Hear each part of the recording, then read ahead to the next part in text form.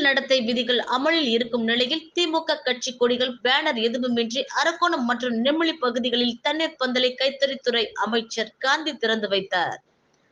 மக்களவைத் தேர்தல் தமிழகத்தில் ஒரே கட்டமாக கடந்த 19ஆம் தேதி நடந்து முடிந்தது. ஆனாலும் பல்வேறு மாநிலங்களில் தேர்தல் நடைபெற்றுக் கொண்டிருப்பதால் ஜூன் 4ஆம் தேதி வரை தேர்தல் நடத்தை விதிகள் அமலில் உள்ளது. இந்நிலையில் ராணிப்பேட்டை மாவட்டம் தேர்தல் அலுவலரும் ஆட்சியருமான வளர்மதி உதவி தேர்தல் நடத்தும் அலுவலருக்கு நேற்று முன்தினம் ஒரு உத்தரவை பிறப்பித்திருந்தார்.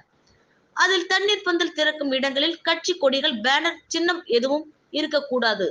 அப்படி இருந்தால் அகற்றிவிட்டு போலீசில் புகார் தர வேண்டும் என்று உதவி தேர்தல் நடத்தும் அலுவலருக்கு தெரிவித்தார். இந்நிலையில் அரக்கோணம் மற்றும் நெமிலி பகுதிகளில் திமுக சார்பில் தண்ணீர் பந்தல் அமைக்கப்பட்டிருந்தது. இங்கு திமுக கட்சி கொடிகள், பேனர்கள் எதுவும் வைக்கப்படாமல் தண்ணீர் பந்தலை கைத்தறித்துறை அமைச்சர் காந்தி திறந்து வைத்தார்.